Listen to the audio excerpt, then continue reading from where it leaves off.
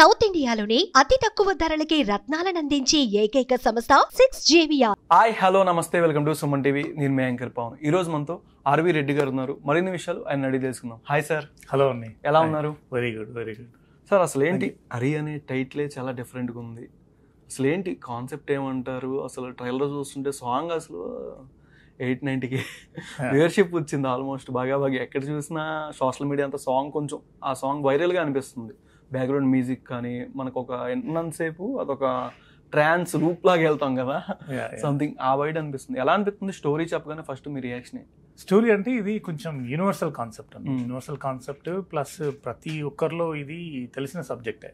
Okay okay ఇప్పుడు మనం కాన్సెప్చువల్గా ఇవి అందరికీ తెలుసు. ఇప్పుడున్న జనరేషన్కి ప్రాబబ్లీ తెలియకపోయి ఉండొచ్చు, కానీ ఒక if you go back to 90s even 2000s అట్లా అప్పటి వరకు ఉన్న జనరేషన్ అందరికీ తెలుసు. అంటే అరిషడ్ వర్గాలు అంటే ఏంటి, కోపం, మదం, మాత్సర్యం, సేమ్. అండ్ దాన్ని ట్రాన్స్లేట్ చేయాలంటే ఇప్పుడు మీరు ఏ విధంగా ఉన్నారంటే కోపంగా ఉన్నారు. అది నేను కోపంగా అట్లా ఏం లేదండి, శాంతంగా ఉన్నాను నేనైతే. అంటే తెలుగులో 6 words చెప్పండి లైన్లో. ట్రాన్స్ ఐ మీన్ ఒకళ్ళు జెలస్ అంటే అదే, ఒకరు యాంగర్ అంటే కోపం, రైట్. జెలస్ అంటే అసూయ. ప్రైడ్ అంటే గర్వం, మదం, రైట్. అండ్ దెన్ అటాచ్మెంట్ అంటే ఇది ఒక ప్రేమ, మోహం. అది మోహం. అటాచ్మెంట్ అంటే మోహం, రైట్. అండ్ దెన్ లస్ట్ ఉంటుంది. లస్ట్ అంటే కామం, రైట్. సో ఇవి రియల్ లైఫ్ లో వీటిలో ఏ విధంగా ఉంటారు? ప్రతి మనిషిలో ఇవి ఉంటాయండి. ఒక్కొక్కసారి ట్రిగ్గర్ అవుతూ ఉంటాయి సిచ్యువేషన్ బట్టి, వాళ్ళు జీవితంలో ఫేస్ చేసే సన్నివేశాలను బట్టి వాళ్ళు రియాక్ట్ అవుతూ ఉంటారు. ప్రతి మనిషి ఎట్లా అంటే పాపపుణ్యాల మధ్యలో వాళ్ళు చేసే పనులు పాపమా పుణ్యమా అని ఆలోచించుకున్నంత సమయం కూడా ఉండదు. ఆ పనులు చేసుకుంటూ వెళ్ళిపోతూ ఉంటారు. ఎందుకంటే అవసరార్థం. ఇప్పుడు వాళ్ళ అవసరాలు తీర్చుకోవడానికి వాళ్ళ అవసరం ఎంత బలంగా ఉందో దానికోసము అది మంచి చెడు, ధర్మము అధర్మము అనే వాటిని కూడా పక్కన పెట్టేసి తన అవసరం తీర్చుకోవటం మీదనే కాన్సన్ట్రేషన్ ఉంటుంది మనిషికి. అందులోనే దాని వలన అంటే కోరికలు వచ్చేస్తాయి. పక్కోడు బాగున్నాడు, లేకపోతే అంటే ఇంకొకరు ధనవంతులు అయిపోతున్నారు, లేదు అంటే నాకు దీని నుంచి ఒక స్మాల్ డౌట్ వచ్చింది. మీరు ఏ అవసరం మీద ఇండస్ట్రీకి వచ్చారు? చికాగో నుంచి ఇండస్ట్రీకి first debut film as a producer గా మీరు ఏ అవసరంతో వచ్చారు? మీ కోరిక అంటే ఏంటి? నా కోరిక అంటే ఇది విష్ లిస్ట్ అండి. విష్ లిస్ట్ అంటే ఇప్పుడు చిన్నప్పటి నుంచి ఈ కొంత అవగాహన ఉంది. ఓకే, మా నాన్నగారు నాటకాలు వేసేవాళ్ళు. సో దీని మీద ఒక విలేజ్ బ్యాక్గ్రౌండ్ నుంచి రావటం వలన ఈ సాహిత్యం మీద కానీ లేకపోతే తెలుగు భాష మీద కానీ నాకు కొంత ప్రేమ, అభిమానము అవన్నీ ఉన్నాయి. నేను శ్రీకృష్ణ రాయబారము లేకపోతే సత్యహరిశ్చంద్ర ఈ నాటకాలలో నేను పార్టిసిపేట్ చేశాను. నేను పాడాను, నేను యాక్ట్ చేశాను. సో నాకు ఒక అవగాహన ఉంది. కాలేజ్కి వచ్చినప్పుడు చిన్న చిన్న స్కిట్స్ ఇప్పుడు అర్థమైంది సార్. ఈ ట్రయల్ చూడంగానే స్కిట్స్ రాసుకోవటము, దాని తగ్గట్టే సినిమా ఉంది. పంచభూతాలను ఇలా చూపించారు. ఒక్కొక్కరు చెప్తున్నప్పుడు ఒక ట్రాన్స్ లోకి ఇలా తిరుగుతూ, ఐ మీన్ ఒక సైకాలజీ టైపు. అంటే ఈ సైకలాజికల్ థ్రిల్లర్ అండి. ఇప్పుడు ఆ సైకలాజికల్ థ్రిల్లర్ డైరెక్టర్ గురించి మాట్లాడుకోవాలి. ఎందుకంటే జయశంకర్ గారు ఎట్లా అంటే he is always place with the mind game. ఒక్కొక్క క్యారెక్టర్ ఒక మైండ్ గేమ్ తోటి ప్లే చేశాడు. నాకు ఆయన మైండ్ గేమ్ కన్నా మీ మైండ్ గేమ్ కనిపిస్తుంది. అంటే నేను ప్రొడ్యూసర్ కదండి. జస్ట్ ఇప్పుడు నా థాట్ ప్రాసెస్ ఏముంటుంది, ఇప్పుడు నాకున్న అవగాహనతో కొన్ని ఇన్పుట్స్ ఇవ్వగలం, కానీ end of the day it is the directors vision. Director ఏం చేయాలనుకుంటున్నాడో, ఎలా చెప్పాలనుకుంటున్నాడో అనేది ఆ 6 క్యారెక్టర్స్ అందరికి తెలుసు. కానీ అవే క్యారెక్టర్స్ మనిషి రూపంలో నడిచొచ్చి తెర మీద ఉంటే, మన కళ్ళ ముందు కనపడతా ఉంటే, ప్రతి మనిషిలో ఈ గుణాలు ఉంటాయి. ఎక్కడో ఒక చోట ఒకటికి మించి ఒక గుణం కంటే ఎక్కువ కనెక్ట్ అవుతారు. అరే ఇది నాకు కథలా ఉంది, ఏంటి ఇది నన్ను చూపిస్తున్నారు అనే ఒక భావన మీకు సినిమా చూస్తున్నంతసేపు వస్తుంది. సో ఇది మేమేమి అంటే వెరీ ఎంటర్టైనింగ్ వేలో, సినిమాటిక్ వేలో చెప్పాము ఈ స్టోరీని. సో ఎందుకు అలా చెప్పాల్సి వచ్చింది, ఇలా చేయాల్సి వచ్చింది అంటే, మనకు ఉన్న గ్రంథాలు కానీ, మన పురాణాలు కానీ, ఇతిహాసాలు కానీ అవన్నీ సంస్కృతంలో ఉన్నాయి. ఆ సంస్కృతంలో అప్పుడున్న కాలానికి సరిపోయింది. ఎందుకంటే వాళ్ళ భాష మీద పట్టుండేది, తన అర్థము తాత్పర్యము వాళ్ళకి తెలిసేది. కానీ ఇప్పుడున్న జనరేషన్లో ఏమైపోతుంది, ఈ గ్రంథాల పేర్లు తెలియదు, దానిలో ఉన్న పద్యాలు, శ్లోకాలు, లేకపోతే ఇవన్నీ మంత్రాలు ఇవన్నీ తెలియవు. సో దాని అర్థం అంతకంటే తెలియదు. సో దాన్ని సింపుల్గా సరళంగా ఎలా చెప్పాలి? ఓకే, ఇది మనకు భాగవతంలో శ్రీకృష్ణుల వాళ్ళు వీటిని ప్రస్తావిస్తారు. అంటే ప్రెసెంట్ అందరూ బాగానే ఉన్నారు, బట్ ఇంకా కావాలి, ఇంకా అందంగా అవ్వాలి, మీ కోరిక తీరాలంటే ఒక అమ్మాయిని బ్రూచువల్గా రేప్ చేయాలి అంటే మీ కోరిక కోసం మీరేం చేశారు? సో ఇప్పుడు మనం అందరం భయంతో బతుకుతూ ఉంటాం. ఓకే, సో భయంతో బతికే వాళ్ళకి దేవుడి మీద భక్తి ఉన్న వాళ్ళు, భయంతో ఉన్నవాళ్ళు ఎట్లా అంటే జీవితాన్ని హ్యాపీగా సంతోషంగా ఉంచుకోవడానికి ప్రయత్నిస్తారు. ఓకే, ఈ భయభక్తులు లేని వాళ్ళు కొంతమంది ఉంటారు. ఇప్పుడు ఈ భయభక్తులు లేకుండా ఎప్పుడు ఉంటారు? ఈ అరిషడ్ వర్గాలలో ఏదో ఒక గుణం వాళ్ళల్లో ఉన్నప్పుడు, ఒకటి కంటే ఎక్కువ ఉండుండొచ్చు. ఓకే, సో ఇప్పుడు ఒక లోబి అనుకోండి, లోబికి ఏముంటుంది, తన ఆస్తి ఎక్కడికి పోకూడదు. అది కుటుంబ సభ్యులకైనా, లేకపోతే రక్తం పంచుకు పుట్టిన వాళ్ళకైనా, బయట వాళ్ళకైనా తన దగ్గరే ఉండాలి, తనతోనే ఉండాలి. వేరే వాళ్ళకి అంటే సొంత పిల్లలకు కూడా పంచడానికి ఇష్టపడినంత లోబితనం ఉంటుంది, రైట్? సో అలాంటివి వచ్చినప్పుడు కాన్ఫ్లిక్ట్స్ వస్తాయి ఇంట్లో.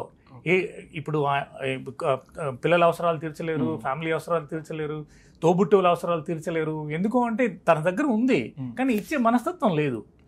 ఓకే, వాళ్ళని ఆదుకునే ఆలోచన లేదు. అలాంటప్పుడు ఏమవుతుంది, ఇంట్లో కలహాలు చిన్న చిన్న కలహాలు వచ్చేసి విడిపోవటాలు. ఇప్పుడు ఉమ్మడి కుటుంబాలు ఎక్కడన్నా చూస్తున్నారా? లేవు. ఎందుకు లేవు? ఉమ్మడి కుటుంబాలు ఐసోలేట్ అయిపోయినాయి. ఇట్లాంటి చిన్న చిన్న కారణాల వల్లనే విడిపోతున్నారు. ఎవరు కుంపటి వాళ్ళు పెట్టుకుంటున్నారు, ఎవరి ఇంట్లో వాళ్ళు ఉంటున్నారు. ఇవన్నీ ఈ దుర్గుణాల వల్లనే. జాయింట్ ఫ్యామిలీస్ అనేది మాక్సిమం ఎక్కడో రేర్ మనకి ఎక్కడైనా చూడడం. నార్మల్ గా ఉన్నప్పుడు, హ్యూమన్ గా ఉన్నప్పుడు, ఒక ఆధ్యాత్మిక చింతన ఉన్నప్పుడు, దైవభక్తి ఉన్నప్పుడు. మాది జాయింట్ ఫ్యామిలీ అండి ఇప్పటికి. చాలా పెద్ద ఫ్యామిలీ. లేదు, అంటే నేను యుఎస్ లో ఉంటున్నా కదా, సో కలిసి ఉండట్లేదు కానీ, but still we are kind of joint family. Okay sir, అంటే మూవీలో పెద్ద పెద్ద యాక్టర్స్ని పెట్టారు, బట్ మూవీ ఓవరాల్ బడ్జెట్ అంటే ఎంత అని చెప్పచ్చు? అంటే ఇది చాలా డీసెంట్ బడ్జెట్ అండి, మంచి బడ్జెట్ తో తీసి 10-15 క్లోజ్ టు దాట్. ఎందుకు అంటే మీరు ఒక పక్కా కమర్షియల్ గా తీయాలి అనే ఆలోచనతో చేసిన మూవీ ఇది. ఓకే, ఇప్పుడు మీరు ఆ క్యారెక్టర్స్ అన్నిటిని చెప్పాలి అనుకుంటే దాని బ్యాక్ డ్రాప్ ఉండాలి.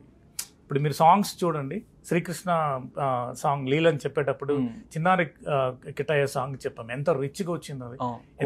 ఎంతమంది డాన్సర్స్ ఉన్నారు, ఎంతమంది పార్టిసిపేట్ చేశారు. ఇప్పుడు మంగ్లీ గారు దానిలో పార్టిసిపేట్ చేశారు, డాన్సర్స్ ఉన్నారు. కసర్ల శ్యామ్ తనే రాశారు ఆ పాటను, తను ఇష్టపడి తను కూడా దానిలో పార్టిసిపేట్ చేశాడు, యాక్ట్ చేశాడు దానిలో. సో మీ ఆ రిచ్నెస్ తీసుకురావాలి అంటే we have to spend money. ఇప్పుడు మన లొకేషన్స్కి వెళ్ళాలి, అవుట్డోర్ షూటింగ్స్కి వెళ్ళాలి, దాన్ని మొత్తం ఎన్విరాన్మెంట్ని తీసుకురాగలగాలి. అంటే ఆ ఫ్రెష్నెస్ మీకు కనిపించాలి. ఆ గ్రాండియర్ మీరు సినిమా చూస్తున్నంతసేపు, ఆ పాట చూస్తున్నంతసేపు అదేదో ఏ షార్ట్ ఫిల్మ్ కోసం తీసినట్టు కాకుండా సినిమా విజువల్స్ అంటే పెద్ద తెర మీద చూస్తున్నప్పుడు అంత అందంగా కనిపించాలి కాబట్టి మేము ఖర్చు పెట్టాల్సి వచ్చింది. సినిమాలో అంటే డార్క్ రొమాన్స్ ఎక్కువ ఉంటుంది. సినిమాలో కొన్ని భాగాల వరకు, ట్రైలర్లో కొన్ని డైలాగ్స్ వరకు చూస్తుంటే డార్క్ రొమాన్స్ ఏమైనా ఎక్కువగా ఉంటుంది. అంటే వైవార్స కూడా నాకు సందేహం డార్క్ రొమాన్స్ కదండి అది. మనం ఎలా ఒక మనిషి కామంతో ఉన్నాడు అనే విషయాన్ని ఎలా చెప్పగలం? ఓకే, అంటే అది ఎక్స్ప్రెస్ చేస్తేనే కదా. సో తన కోరిక ఏంటి? ఇప్పుడు ఎవరో తెలీదు, ఒక మనిషి వచ్చి ఇప్పుడు మీ కోరికలు నేను తీరుస్తాను అన్నప్పుడు చాలా మంది ఎగబడతా ఉంటారు. అలా ఎగబడిన వాళ్ళలో వీళ్ళు బట్ ఆ పర్సన్ ఎందుకు నమ్మాలి? ఎందుకు నమ్మాలనేది తర్వాత తెలుస్తుంది. మీరు ఇప్పుడు ఆ పర్సన్ దగ్గరికి ఎందుకు వెళ్ళాలి, ఆ పర్సన్ చెప్పింది వీళ్ళు ఎందుకు వినాలి, అసలు ఈ పర్సన్ ఎవరు? అందుకే మీరు ఆరి అని దాని కింద క్యాప్షన్ ఉంటుంది, మై నేమ్ ఈజ్ నోబడీ అని. మై నేమ్ ఈజ్ నోబడీ, అది నాకు అర్థం కాల ఫస్ట్ నుంచి. మై నేమ్ ఈజ్ నోబడీ అంటే ఈ పర్సన్ వచ్చాడు, ఎవరో తెలియదు, కానీ ఓన్లీ ఆయన ఏం చెప్పాడు, మీకు కొన్ని యాడ్స్ ఇచ్చాడు, మీకు తీరని కోరికలు ఏమైనా ఉంటే నేను తీరుస్తాను అన్నాడు. సో వైవార్ష ప్లే చేసిన క్యారెక్టర్ లస్ట్ క్యారెక్టర్ ప్లే చేశారు. ఎక్స్ట్రీమ్లీ ఇంతవరకు మీరు వైవార్షాన్ని చూసింది వేరు, ఈ సినిమాలో వైవార్షాన్ని మీరు చూసేది వేరు. తను ఒక ఎట్లా అంటే ఒక ప్రొటగానిస్ట్గా ఈ క్యారెక్టర్ చేశాడు. మీరు లాస్ట్ అతని సీన్ చూసేటప్పుడు ఆనంద బాష్పాలు వస్తాయి. అతను ఎండ్ అయిపోయి బయటకు వెళ్ళేటప్పుడు ప్రతి మనిషిని అట్లా గుండె అట్లా పట్టుకొని అట్లా వదిలేస్తాడు. అంత పర్ఫార్మెన్స్ ఎమోషనల్ పర్ఫార్మెన్స్. నేను ఫస్ట్ టైం చాలా సినిమాలు వైవాసేవి నేను చూశాను, బట్ ఈ సినిమాలో మీకు కామెడీ తక్కువ లేకుండా చేశాడు. కానీ కొన్ని సందర్భానుసారంగా వచ్చే సన్నివేశాలలో తన ఎమోషనల్గా ప్రజెంట్ చేసింది మాత్రం టాప్ నాచ్. ఓకే సార్, అంటే ఇప్పుడు ప్రజెంట్ టీజర్ ట్రైలర్ మెప్పించినంత సినిమా ఆడియన్స్ ఎంగేజ్ చేయలేకపోతుంది. ఫస్ట్ యాక్టర్స్ ఉన్నా సరే, పెద్ద యాక్టర్స్ ఉన్నా ఎలా ఉన్నా, బట్ మీరు మూవీ వైజ్ చూసుకుంటే ఏంటి అంత ఒక సీన్ కాడ కానీ ఏదైనా బొమ్మ బ్లాక్ బాస్టర్ అదిరిపోయింది అన్న సీన్ కానీ? అంటే ఉన్నాయండి, చాలా ఉన్నాయి. ఇప్పుడు మీరు ఫస్ట్ హాఫ్ నుంచి సెకండ్ హాఫ్ వరకు మొత్తం చూసుకుంటే చాలా ఎక్కడ బోర్ కొట్టకుండా, ఎక్కడ కన్ఫ్యూజన్ లేకుండా, ఇన్ని క్యారెక్టర్స్ ఉన్నా, ఇంతమంది పైసా వసూలు పర్ఫార్మెన్స్. ఇప్పుడు వీళ్ళంతా సీజనల్ యాక్టర్స్, కొత్తగా మేము తీసుకొచ్చి వాళ్ళకి యాక్టింగ్ నేర్పించి చేసింది కాదు. సో వాళ్ళు పరకాయ ప్రవేశం చేసి ఈ క్యారెక్టర్స్లలో చాలా తెర మీద మీకు దాన్ని తీసుకురాగలిగారు, ఆ క్యారెక్టర్స్ని రిఫ్లెక్ట్ చేయగలిగారు. ఒకటి చాలా ఈజీగా వెళ్తూ ఉంటుంది, ఎక్కడ బోర్ కొట్టదు, ఎంటర్టైన్మెంట్ మిస్ కాదు. అంటే మీకు యూత్ఫుల్ సాంగ్స్ ఉన్నాయి, మేము అది రివీల్ చేయలేదు ఇంకా. యూత్ఫుల్ సాంగ్ ఉంది, తర్వాత మీకు ఫైట్స్ ఉన్నాయి, కావాల్సిన ఫైట్స్ ఉన్నాయి, తర్వాత కామెడీ ఉంది. చతురు వితురు అని చెప్పేసి మనకు శ్రీనివాస్ రెడ్డి ప్లస్ చమక్ చంద్ర వీళ్ళిద్దరు చతురు వితురు త్రూ అవుట్ సినిమా చాలా బాగా కామెడీ పండించారు వాళ్ళు, రైట్. దాని తర్వాత మీకు ఎసెన్స్ ఆఫ్ దిస్ థీమ్ ఏంటిది? కృష్ణతత్వం. నేను చెప్పింది ఆరేలో కృష్ణతత్వం అండి. ఈ కృష్ణతత్వం ఏంటి? అది మనకు ఇంటర్నల్గా అంతర్లీనంగా వెళ్ళిపోతుంటుంది. మేము ఇప్పుడు ఇది ఒక ఏమంటాం మైథాలజికల్గా చెప్పడానికి ట్రై చేసాము. ఆయన అంటే డివోషనల్ లాస్ట్ గా ఉండుద్దా డివోషనల్ టచ్? అదే నేను చెప్పబోతున్నానండి. ఇప్పుడు మీరు ట్రైలర్ టీజర్ ఇప్పుడు మేము చూసినప్పుడు మా ఫస్ట్ షెడ్యూల్ అయినప్పుడే మేము ఈ టీజర్, యాక్చువల్గా ట్రైలర్ కాదు, మేము మీరు చూసేది టీజర్. ఆ టీజర్ వదిలేము ఫస్ట్ షెడ్యూల్ అయిపోయిన వెంటనే. తర్వాత మూవీ ఫినిష్ అయిపోయింది. ఇప్పుడు సెకండ్ యాక్చువల్ ట్రైలర్ రాబోతుంది. ఓకే, నెక్స్ట్ మంత్ మేము ప్లాన్ చేసుకుంటున్నాం రిలీజ్ చేయడానికి. సో ఆ నెక్స్ట్ మంత్ ట్రైలర్ వచ్చినప్పుడు మీకు అర్థమవుతుంది దీనిలో ఎంత బాగుంది అనేది మీకు అర్థమవుతుంది. కానీ టీజర్ ఇన్స్టంట్ హిట్, చిన్నారి గిట్టయ్య ఇన్స్టంట్ హిట్, బగబగా ఇన్స్టంట్ హిట్, రైట్. మీకు యూత్ఫుల్ సాంగ్ ఒకటి ఉంది, అది మేము ఇంకా రిలీజ్ చేయలేదు. తర్వాత మీకు అంటే మేము చాలా దాచిపెట్టాం, తర్వాత మీకు ఒక్కొక్కటి రివీల్ చేస్తూ వెళ్తాం. ఒక థీమ్ సాంగ్ ఉంది, మేము ఒక శ్లోకాన్ని ఎంచుకున్నాం థీమ్ సాంగ్కి. ఇప్పుడు మై నేమ్ ఈజ్ నోబడీ అన్న తర్వాత ఈ నోబడీ ఎవరు అనే దాని మీద ఒక థీమ్ సాంగ్ చేశాం. Okay, my name is Madhava, my name is Keshava, my name అంటే ఒక కృష్ణతత్వం చెప్పడానికి ఒక విశ్వరూపాన్ని చూపిస్తున్నప్పుడు బ్యాక్గ్రౌండ్లో ఒక శ్లోకం వస్తుంది. ఐ గ్యారంటీ యూ మీకు గూస్ బంప్స్ వస్తాయి. మీరు ఆ విఎఫ్ఎక్స్ ఆ విశ్వరూపం చూసినప్పుడు వచ్చే బ్యాక్గ్రౌండ్కి ఇప్పుడు మై నేమ్ ఈజ్ నోబడీ ఒక డిఫరెంట్ ఫ్లేరప్ అయిపోయి మీకు స్క్రీన్ మీద పడుతున్నప్పుడు మాధవ కేశవ అని ఒక శ్లోకం వెనుక నుంచి వస్తున్నప్పుడు మీకు కంపల్సరీగా గూస్ బంప్స్ వస్తాయి. ఓకే, అంటే మీకంటూ ప్యాషన్ ఉంది ఇండస్ట్రీ మీద, బట్ అందరినీ ప్యాడింగ్ ఆర్టిస్టులే కాకుండా డెబ్యూ యాక్టర్స్తో ట్రై చేద్దాం అనుకోలేదా మీరు? డెబ్యూస్ ఇది చాలా హెవీ సబ్జెక్ట్ అండి. డెబ్యూడెంట్స్ కమిటీ కుర్రోలు రీసెంట్ గా వాళ్ళు కూడా కరెక్టే, కానీ ఇది కొంచెం సీజనల్.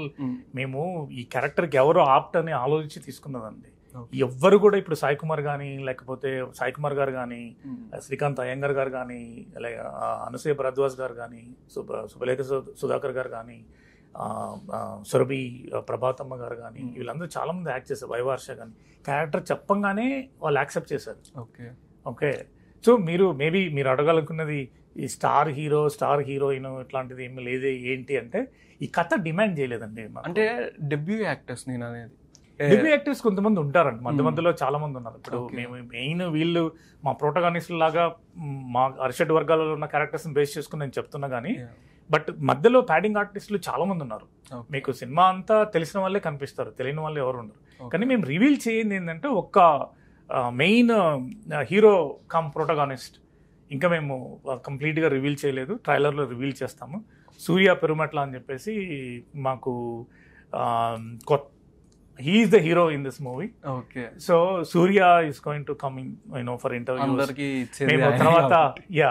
తర్వాత వినోద్ వర్మ ఈ కృష్ణతత్వాన్ని ప్లే చేశారు. త్రూ అవుట్ సినిమా ఉంటారు, కానీ చాలా బాగా చేశారు. ఎంత బాగా చేశారంటే ఒక మేము అనుకున్న హీరో కోసం 6 నెలలు వెయిట్ చేస్తాం, ఆయన వస్తే దాన్ని తీసుకుందాము అనుకున్నాము. అప్పుడు మాకు వాళ్ళకున్న బిజీ షెడ్యూల్స్ వలన, ప్లస్ మేము కొత్త బ్యానర్, కొత్త ప్రొడ్యూసర్స్ మీ కొత్త, సో అంత ఈజీగా నమ్మి మాకు సైన్ చేయాలంటే చేయలేరు. సో మా ట్రైలర్ చూసిన తర్వాత మేము ఏ హీరో అయితే వెయిట్ చేసామో ఆయన కాల్ చేసి చెప్పారు, అరే నేను మిస్ అయ్యానేది. సో ఆ ఇంపాక్ట్ అంత క్రియేట్ చేసింది. సినిమా చాలా బాగుంటుంది. అనసూయ గారి క్యారెక్టరైజేషన్ ఏ విధంగా ఎక్స్పెక్ట్ చేయొచ్చు? నేను ఇంకా అందంగా సన్నీ లియోన్ కన్నా అందంగా అవ్వాలి. నో అండి, this is not comparing with Sunny Leone. Okay. So అదే మీకు సినిమా చూస్తే మీకు తరలుగా మీకు ఫ్లాష్ బ్యాక్లు వస్తాయి, మీకు అర్థమవుతుంది. తను యాక్చువల్గా చాలా మంచి లైన్ తను చేసింది. జెలస్ ఫ్యాక్టర్ని, అంటే మన ఇద్దరం ఫ్రెండ్స్గా ఉన్నప్పుడు, మనకంటే ఎదిగిపోతూ ఉన్నప్పుడు, మనం అక్కడే ఉన్నప్పుడు, మనం వాళ్ళని అందుకోలేనప్పుడు, ఆ ప్రాసెస్లో వచ్చే తెలియని కోపం కావచ్చు, లేకపోతే అసూయ కావచ్చు, తను చాలా బాగా పోర్ట్రే చేసింది. ఎంత బాగా పోర్ట్రే చేసింది అంటే తను ఎయిర్ హోస్టెస్ ఈ సినిమాలో. ఎయిర్ హోస్టెస్గా చేసింది. ఎక్కడ వల్గారిటీ ఉండదు, చాలా అందంగా, అంటే నిజంగా కదిలే బొమ్మలాగా ఉంటుంది. మా బొమ్మ నడిచేస్తున్నట్టు ఉంటుంది. ఆ ఎక్స్ప్రెషన్స్ కానీ, మేము ఈ సినిమా ఫ్యామిలీ ఓరియంటెడ్ సినిమా అండి. మీకు ఎక్కడ రక్తపాతాలు, లేకపోతే ఎక్కడ వల్గారిటీ అట్లాంటిది ఏముండదు. హ్యాపీగా ఫ్యామిలీతో వచ్చి కూర్చొని చూస్తూ ఉంటే, ఇప్పుడు చాగంటి గారో లేకపోతే నండూరి శ్రీనివాస్ గారో, ఒక గరికపాటి నరసింహరావు గారు ఇప్పుడు ప్రవచనాలు చెప్తున్నప్పుడు అందరూ ఎలా అయితే వింటూ ఉంటారో, మామూలుగా వింటూ ఉంటారు, కానీ ఇక్కడ చూస్తారు విజువల్స్గా. అనసూయ గారిని అంటే అంత బాగుంటుంది. అంటే ఆ ప్రజెంటేషన్ అంత బాగుంటుంది. ఇప్పుడు నేను అది చాగంటి గారు చెప్పినప్పుడు మనం ఏకాగ్రత పెట్టి చూస్తాం కదా, అలా అదే తెర మీద కనిపిస్తుంది అనుకోండి. అన్ని మాటలు విజువల్స్ గా కనిపించినాయి అనుకోండి, ఎంత అందంగా ఉంటుంది ఇంకా. సో ఈ ఆర్ఈ సినిమాలో ప్రతి క్యారెక్టర్, ఈ అరిషడ్ వర్గాలనే ప్రతి క్యారెక్టర్ అలా అందంగా మీకు కనిపిస్తూ ఉంటుంది. అంత బాగా తీర్చిదిద్దాడు డైరెక్టర్, ఇంటర్లింక్ చేసి పెట్టాడు, చాలా బాగుంది. మీకు ఫస్ట్ నుంచి లాస్ట్ వరకు మీరు ఇలా కూర్చొనే ఉంటారు, వాచ్ చేస్తూనే ఉంటారు. లాస్ట్ అయిపోయి రోలింగ్ టైటిల్స్ పడినా కానీ ఇంకా ఏమన్నా ఉందో మన క్యూరియాసిటీ మీకు ఉంటుంది. వెళ్ళిపోయేటప్పుడు కూడా వెనక్కి తిరిగి చూస్తారనే నమ్మకంతో ఉంటున్నాను నేను. ఓకే సార్, అంటే present movie next month release అంటున్నారు. నెక్స్ట్ మంత్ చాలా పెద్ద సినిమాలు ఉన్నాయి ఆల్మోస్ట్. అంటే మన 5 తగ్ లైఫ్ ఉంది, హరిహర వీరమల్లు అండ్ కన్నప్ప అండ్ అమెరికన్ గారి సినిమా కూడా ఉంది ఆల్మోస్ట్, అండ్ మార్గన్ విజయ్ ఆంటనీ గారు ఉంది. అన్ని పెద్ద సినిమా. కుబేరా కూడా ఉంది. అంటే మీకు ఇప్పుడు చెప్పిన లిస్ట్ లో మీకు ఏమర్థమైంది? ప్రతి ఫ్రైడే ఒక సినిమా వస్తుంది. ఓకే. ఇప్పుడు మనం కాంపిటీషన్ అనుకుంటూ పోతే మనం దేని పెద్ద సినిమాల మధ్య స్క్రీనింగ్ కూడా చాలా వరకు తక్కువ వస్తుంది. అవునవును, కష్టం. ఇప్పుడు మేము ఎస్టాబ్లిష్డ్ కాదు, మా సినిమా కొత్తది, మా కాన్సెప్ట్ కొత్తది. సో మేము ప్రయత్నిస్తున్నాం. ఏంటి, ఇప్పుడు 6th ఇచ్చినా తగ్ లైఫ్తో వెళ్తాం, 12th ఇచ్చినా హరిహర విరమలతో వెళ్తాం, కుబేరా 28th ఇచ్చినా కుబేరాతో వెళ్తాం. అంత కాన్ఫిడెన్స్ మా సినిమా మీద అంత నమ్మకం ఉంది. వాళ్ళ కాంపిటీషన్ కాదు, అంటే మాకు థియేటర్స్ అవైలబిలిటీ. సింగిల్ గా రావడం సేఫ్ అని కూడా చాలా మంది చెప్తూ ఉంటారు కదా, కొన్ని కాంపిటీషన్ లేకుండా సింగిల్ గా వచ్చి హిట్ ఇవ్వడం చాలా. అదే మేము 30th నుంచి ట్రై చేస్తున్నాం అండి. ఓకే. 30th రిలీజ్ చేయాలనుకున్నాము. మాకు ఇదే ఇప్పుడు బంచ్ ఆఫ్ మూవీస్ ఆల్రెడీ వచ్చేస్తున్నాయి. 6th ట్రై చేస్తున్నాము, బంచ్ ఆఫ్ మూవీస్ ఆల్రెడీ ఉన్నాయి. ఇప్పుడు ఇది ఇలానే ఉంటుంది. ప్రతి ఫ్రైడే ఏదో ఒక కొత్త మూవీ వస్తుంది, ఒకటి కాకపోతే ఇంకొకటి వస్తుంది. చిన్న సినిమా పెద్ద సినిమా అని కాదండి. ఇప్పుడున్న ఆడియన్స్ థియేటర్స్కి రావాలి అంటే కథ బాగుండాలి, నచ్చాలి. ఎంత పెద్ద హీరో అయినా, ఎంత పెద్ద ప్రొడక్షన్ హౌస్ అయినా, దానిలో విషయం లేకపోతే ఫస్ట్ రోజే అందరు తిప్పేస్తున్నారు. అంటే ఓటీటీకి ఇస్తే ఇంకా బెటర్ కదా మీకు. అంటే అలా అని కాదు కదా, మేము చెప్పాలనుకున్న కాన్సెప్టే ఇప్పుడు ఓటీటీకి ఇవ్వాలంటే ఎప్పుడైనా ఇవ్వచ్చండి, ఎప్పుడైనా ఇవ్వచ్చు. కానీ ఈ కృష్ణతత్వాన్ని జనాల మధ్యలోకి తీసుకెళ్ళాలి. ఇది సిల్వర్ స్క్రీన్ మీద చూసినప్పుడే. ఇప్పుడు దీనికోసము ఒక్కొక్క విజువల్ ఫీస్ట్ మేము క్రియేట్ చేసాం. అది మీరు పెద్ద సినిమా మీద తెర మీద చూసినప్పుడు బాగుంటుంది.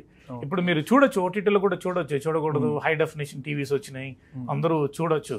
కానీ ఈ ఇంపాక్ట్ మీరు సినిమా థియేటర్లో చూసే ఇంపాక్ట్ మీకు హై డెఫినేషన్ టీవీ మీద రాదు. Okay sir.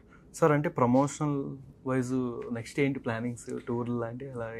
అంటే మేము అందరూ డిజిటల్ మీడియాతో టైప్ అయ్యాము. మేము మా సెన్సార్ అయిపోయింది, మా ఫస్ట్ కాపీ సర్టిఫికేట్. మాది clean certificate, very clean clean certificate, censor అయిపోయింది. ప్లస్ మేము క్యూబ్ రెడీగా ఉన్నాం, మేము క్యూబ్ కూడా ఎక్కించడానికి రెడీగా ఉన్నాము. మేము ఎదురు చూసేది ఏంటంటే థియేటర్స్ మాకు జస్ట్ ఏదో ప్రొడక్షన్ హౌస్, డిస్ట్రిబ్యూషన్ హౌస్ మాట్లాడుతున్నాం, పేర్లు చెప్పదలుచుకోలేదు నేను, కానీ వాళ్ళు కన్ఫర్మ్ చేయంగానే మేము పెద్ద హౌసెస్తోనే మాట్లాడుతున్నాము. వాళ్ళు కన్ఫర్మ్ చేయంగానే మేము డేట్ రిలీజ్ చేస్తాము, డేట్ అనౌన్స్ చేస్తాము. నెక్స్ట్ మంత్ అయితే గ్యారంటీగా ఉంటుంది. Okay sir, thank you so much sir. Movie మంచి బ్లాక్ బస్టర్ అవ్వాలని మనస్ఫూర్తిగా కోరుకుంటున్నాను. Thank you so much. Thank you for Suman TV ప్రేక్షకులకి, తెలుగు ప్రేక్షకులకి. మేము కొంచెం లేట్ అయినా కానీ లేటెస్ట్గా వస్తున్నాము. ఈ సినిమా చాలా బాగుంది, అందరూ ఆదరించాలని కోరుకుంటున్నాను. Thank you so much sir. Thank you.